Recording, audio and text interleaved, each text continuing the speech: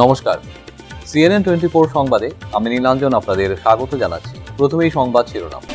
শিলচরের মধুরবন্দে 7 মাসের অন্তঃসত্ত্বা স্ত্রীকে শ্বাসরুদ্ধ করে হত্যা, গ্রেফতার স্বামী। কংগ্রেস সহ বিরোধী দলের ভূমিকার বিরুদ্ধে শ্রীভূমিতে জন আক্রোশ, মহিলা পদযাত্রা, বিজেপি মহিলা মোর্চা। অসমের মুখ্য নির্বাচন আধিকারিক অনুরাগ গোয়েল 4 মের গণনার আগে শিলচরে প্রস্তুতি পর্যালোচনা। এবারে সংবাদ বিস্তারিত। শিলচর শহরতলি মধুরবন্দে 7 মাসের অন্তঃসত্ত্বা স্ত্রীকে শ্বাসরুদ্ধ করে হত্যা করল স্বামী। অভিযুক্ত খুনি স্বামীর নাম বীরু মিয়া। 6 বছর আগে বীরু মিয়ার সঙ্গে রাবিয়া বেগমের বিয়ে হয়েছিল। ঘটনার পর শিলচর পুলিশ অভিযুক্ত স্বামী বীরু মিয়াকে গ্রেফতার করেছে। জানা গেছে, শিলচর শহরতলি মধুরবন্দ এলাকার বাসিন্দা রাবিয়া বেগমকে হত্যা করে স্বামী বীরু মিয়া। পরিবারের সদস্যরা জানিয়েছেন, এই দম্পতির বিয়ের 6 বছর হয়েছিল। তাদের 5 ও 3 বছর বয়সী 2টি সন্তান ছিল।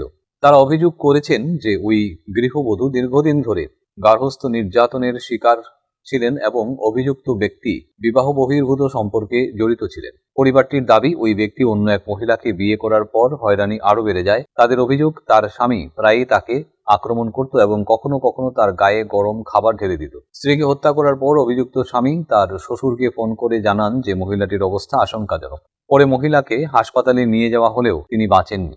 আত্মীয়রা তার শরীরে শ্বাসরুদ্ধের চিহ্ন সহ আঘাতের চিহ্ন দেখতে পান। প্রতিবেশীরা অভিযোগ করেন, গর্ভবতী হওয়া সত্ত্বেও মহিলাকে পেটে লাথি মারা হয়েছিল।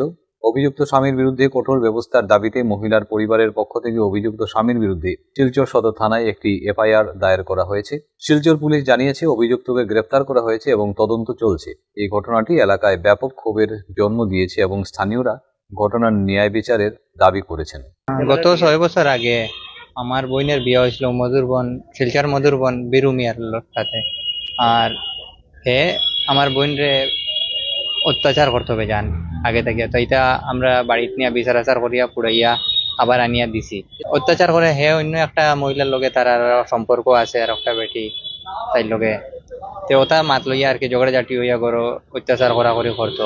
তো আমরা বাড়িতে নিচে বেজান নিয়া করছি, বিচার আদালত করছি, করিয়া আনিয়া দিছি। তারা মানুষ বিচার আচার করিয়া আনছই। তারপরে আনার পরে গত 2 মাস আগে শুনছি হে আমার বইনে কইছে একটা মহিলা ওটারে বিয়া করে লিছে বলে। বিয়া করার পরে হে তো আরো অত্যাচার বেশি হইতে গরম তরকারি উরকারি এত উতো ডালি দেয়, আর মারপিট করে, বেজান মারধর করে। এটা মানুষ আশেপাশের মানুষও করেন, তাইও হয়তো আমরা এখন করি মারধর করে বেজান। গত সোমবারে রাত্রে বইনের জামাইয়ে ফোন করিয়া কইছে আমরা তোমার মেয়ের অবস্থা ভালো না। আমরা বাবারে ফোন করিয়া কইছে রাত্রে 10টা, 10:30, 11টার সময়। দেখো তে আও। আমরা তো সব ভাই মিলিয়া বাড়াইয়া আইছি। আওয়ার পরে শুনি হে মেডিকেল লইয়া গেছে গিয়া। আমরা যাওয়ার সময় রাস্তাতেই পুলিশ লইয়া গেছি গিয়া। মেডিকেল গিয়া দেখি এটা তো আমার বোন রে হে মার্ডার করছে, ফাঁস লাগাইয়া মারছে। ডেড বডি পাইছি গিয়া, স্ট্রাকচারের মধ্যে ফালাইল মেডিকেলের বাইরে ডেড বডি। আমরা তো ধারণা এটা হে ফাঁস লাগাইয়া, আর পেটের মাঝে লাতু তো মারছে। পেটের মাঝে মানুষের আশেপাশের মানুষের মাথামাতি করেন শুনলাম। আমার বোন 7 মাসের গর্ভবতী আসলো, আরো 2টা ছোট ছোট বাচ্চা আসেন। একটা 5 বছরের রইব, আর একটা 3 বছর 2.5 বছরের রকম বয়স হইব। 2টা বাচ্চা পেট্রোল হাত মারছে। এরপরে তো আমরা করলাম, পুলিশে ধরিয়া হে তারে অ্যারেস্ট করিয়া লইয়া গেল। পুলিশে তারে মেডিকেল থেকে অ্যারেস্ট করিয়া লইয়া গেছে তারে। আমরা পুলিশ লগে লইয়া গেছিলাম, গিয়া তারে ধরাইয়া দিছি। এটা নিয়ে আমরা কেস করছি বর্তমানে। তারে তো পুলিশে ধরছে, তার কঠোর শাস্তি চাই আমরা। তার ফাঁসি চাই আমরা। মহিলা সংরক্ষণ বিল নিয়ে ক্রমশ যেন রাজনৈতিক উত্তাপ বৃদ্ধি পাচ্ছে। মহিলা শক্তি বিল পাশ করা ক্ষেত্রে কংগ্রেস সহ বিরোধী দলের ভূমিকার বিরুদ্ধে সরব শ্রীভূমির বিজেপি মহিলা মোর্চার কর্মীরা। শুক্রবার প্রতিকূল আবহাওয়ার মধ্যেও শ্রীভূমি জেলা বিজেপি মহিলা মোর্চার কর্মীরা বের করেন জন আক্রোশ মহিলা পদযাত্রা। জেলা বিজেপি কার্যালয়ের সামনে থেকে বের হয়ে পদযাত্রা শহরের গুরুত্বপূর্ণ এলাকা পরিক্রমা করে শহরের AOC পয়েন্ট স্থিত নেতাজি সুভাষচন্দ্র বসুর প্রতিমূর্তির সামনে এসে শেষ হয়। প্লেকার্ড হাতে নিয়ে রাহুল গান্ধী মুর্দাবাদ ধ্বনি দেন মহিলা মোর্চার কর্মীরা। সোনিয়া গান্ধী, মমতা বন্দ্যোপাধ্যায় সহ অন্যান্য বিরোধী মহিলাদের তীব্র সমালোচনা করেন তারা। রাজ্যসভার প্রাক্তন সাংসদ তথা শ্রীভূমির 4 বারের প্রাক্তন বিধায়ক মিশন রঞ্জন দাস বলেন,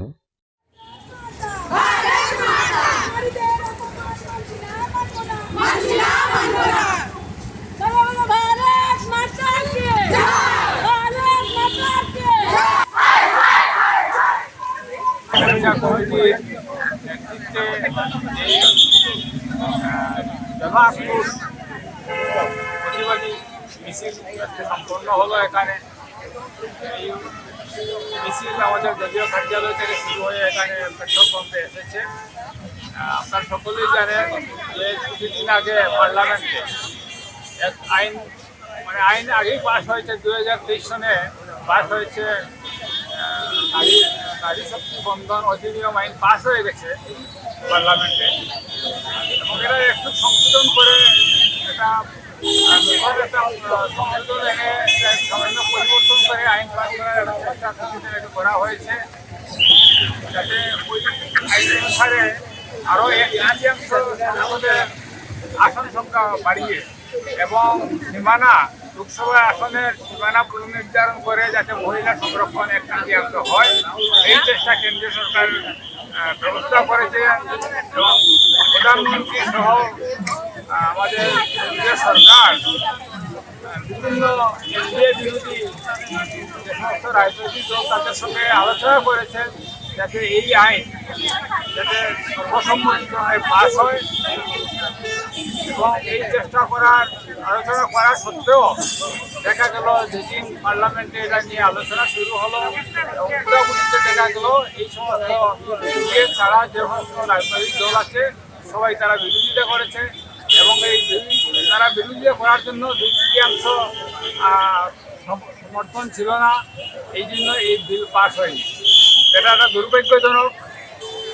এই সমস্ত বিরোধী রাজনৈতিক দল মুখে কথা বলে, নারী সংরক্ষণের কথা বলে, নারী উত্থানের কথা বলে, নারী সশক্তিকরণের কথা বলে, কিন্তু বাস্তবে এরা নারী বিরোধী।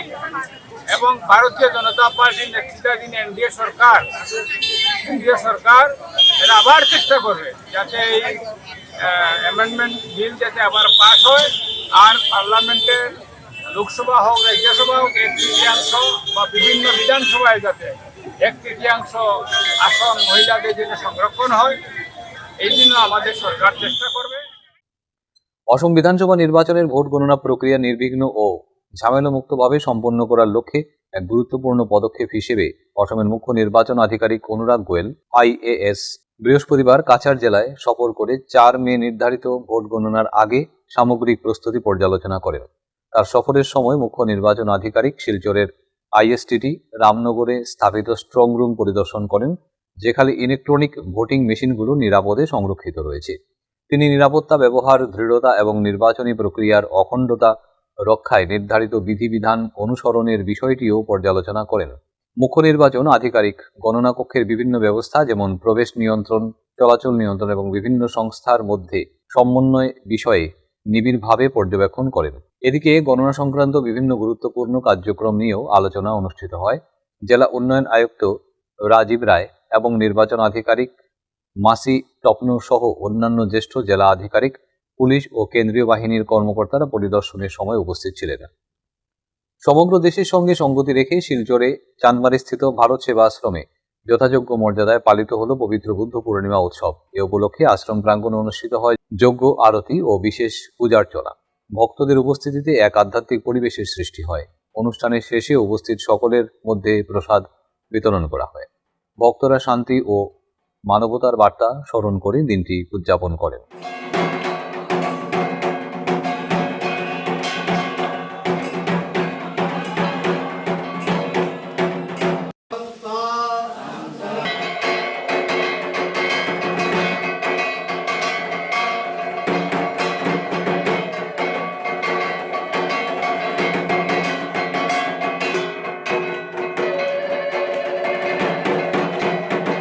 পূর্ণিমা তথাগত শ্রী শ্রী বুদ্ধ পূর্ণিমা, এই তিথিতেই আজ থেকে প্রায় 2500 বছর পূর্বে ভগবান বুদ্ধদেব আবির্ভূত হয়েছিলেন কপিলাবস্তুতে,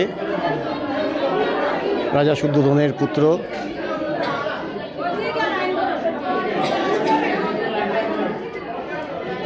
যে তিথিতে উনি আবির্ভূত হয়েছিলেন সেই তিথিতেই ওনার সাধনায় সিদ্ধি লাভ। এই বুদ্ধ পূর্ণিমা তিথিতে উনি সাধনা সিদ্ধি লাভ করেন এবং এই বুদ্ধ পূর্ণিমা তিথিতেই উনি মহাপরিনির্বাণ লাভ করেন, অর্থাৎ বুদ্ধ সঙ্গে উনি মিলিয়ে যান। তো তারই ভাবাদর্শে উদ্বুদ্ধ আজ যারা অগণিত শিষ্য, বিভিন্ন মঠ মন্দিরের শিষ্য, তারা বিভিন্ন মঠ মন্দিরে ভ্রমণ করছেন তাদের গুরুর আশীর্বাদ গ্রহণ করার জন্য। এমনকি বুদ্ধ সঙ্গে বিভিন্ন মঠ কিংবা প্যাগোডাতে আজ তাদের বৌদ্ধপ্রেমী জনগণের ভোর থেকেই তাদের ইষ্টের প্রতি তাদের প্রণাম, সশ্রদ্ধ প্রণাম নিবেদন করছেন বিভিন্ন অনুষ্ঠানের মাধ্যমে। ভারত সেবাশ্রম সংঘ শিলচর শাখার উদ্যোগেও আজ এই তিথিটি যথাযোগ্য মর্যাদায় প্রতিপালিত হচ্ছে। শিলচরের রবীন্দ্র সরণিস্থিত আনন্দমার্গ আশ্রমে শুক্রবার শ্রী শ্রী আনন্দমূর্তিজির 105তম জন্মবার্ষিকী সাড়ম্বরে পালিত হয়েছে। সকাল থেকে আশ্রমে শ্রদ্ধা ও ধর্মীয় আবহ বিরাজ করে। আনন্দমার্গের ডায়োসিস সম্পাদক আচার্য অমৃত শিবানন্দ অবধূত সহ অন্যান্যরা ভক্তরা শ্রী প্রভাত রঞ্জন সরকারের জীবন ও দর্শনের কথা স্মরণ করেন। এদিন অষ্টাঙ্গিক যোগ সাধনা, নৈতিক জীবন ও বিশ্ব কল্যাণমূলক চিন্তাধারার উপর গুরুত্ব আরোপ করা হয়। দুপুরে ভক্তদের মধ্যে মহাপ্রসাদ বিতরণ করা হয়। অনুষ্ঠানে স্থানীয় আনন্দমার্গীরা সহযোগিতা করেন।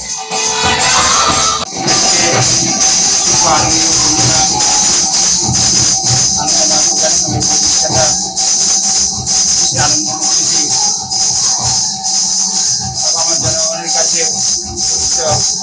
প্রভাতরঞ্জন সরকার হিসেবে আপনার আজ 105তম জন্মবার্ষিকী উদযাপিত হচ্ছে। প্রতিবারের মতো এবারও আমাদের এই শিলচর ডায়োসিস পরিচালনায় আছে। আজকের এই দিনকে সারা বিশ্বে ঠিক এইভাবেই আনন্দমার্গীরা উদযাপন করে থাকেন। সারা ভারতবর্ষে তথা দেশে বিশ্বে আনন্দ পূর্ণিমা উদযাপিত মূলত শ্রী আনন্দমূর্তিজি একজন ধর্মগুরু হিসাবে আজকের দিনে নিজেকে প্রকাশ করেছিলেন। তার অবদান শুধু ধর্মগুরু হিসেবে নয়, শিক্ষাগুরু, সঙ্গীত গুরু। তিনি একজন কৃষি বিজ্ঞানী, ভাষাবিদ। বলতে গেলে তার কথা বলা পরিশেষ করা যাবে না। আজকের এই দিনটা সমস্ত আনন্দমার্গীর কাছে এক পবিত্র দিন। যে দিনকে আমরা সমস্ত মানুষকে নয়, সমস্ত জীব জগৎ তার এই আবির্ভাবের অপেক্ষায় ছিল। শিলচর জেলা ক্রীড়া সংস্থায় প্রথম শ্রমিক দিবস উদযাপন। তুলসীদাস বণিক কনফারেন্স হলে শিলচর জেলা ক্রীড়া সংস্থা 103তম আন্তর্জাতিক শ্রমিক দিবস পালন করে শ্রমিক কর্মীদের সম্মানিত করেছে। দেবাশিস সোম ও রাজীব দত্তের উদ্যোগে সকলকে উত্তরীয় ও উপহার প্রদান করা হয়। সভাপতি নির্মাল্য নাথ এবং অন্যান্য বক্তারা শ্রমিকদের অবদানের প্রশংসা করে বলেন, সংস্থাকে চালানোর জন্য তাদের সম্মান অপরিহার্য। দেবাশিস সোম জানান, ডিএসের সঙ্গে দীর্ঘ যোগাযোগে এই উদ্যোগ সম্ভব হয়েছে। ঘুরে বেড়ায় জেলা ক্রীড়া সংস্থার জন্য। সুরক্ষার দায়িত্বে যিনি থাকেন একটু হৃষ্টপুষ্ট ঘনিষ্ঠ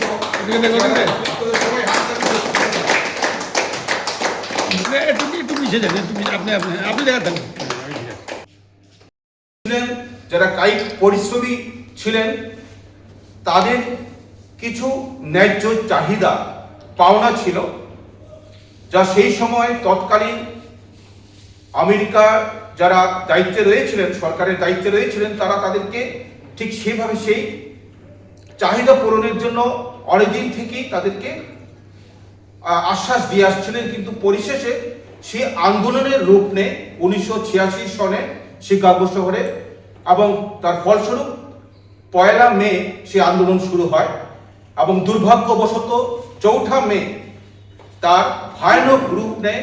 প্রচুর দিন এটা আজকে হয়তো আমরা কোনো লেবার কেউ বলে, কেউ শ্রমিক বলে, কিন্তু এরা নামে লেবার শ্রমিক, কিন্তু ওরা যা কষ্ট করে এটার তুলনা হয় না। ওনারা আছেন আমাদের দেখভাল করার জন্য, কিন্তু কাজ করব আমরা যত ভালো কাজ করব আমাদের সাথে সাথে ওনাদের নাম হবে, সঙ্গে ডিএসএর নাম হবে। এইটা সবসময় মাথায় রাখতে হবে। আমরা একটা সংস্থায় কাজ করছি এটা না, সংস্থাকে ঘর বানাতে হবে, নিজের ঘর, এই হিসাবে কাজ করতে লাগবে। হ্যাঁ, পয়সা একটু কম বেশি হতে পারে, বা মা বাবার কাছে পয়সা চেলে পরে ছেলেরা দাবি করে যে আমাকে 100 টাকা দাও, পাওয়া পারে না, হয়তো 10 টাকা 20 টাকা দিয়ে কেউ কেউ খুশি করে। আজকের মতো সংবাদ এ পর্যন্তই। নমস্কার।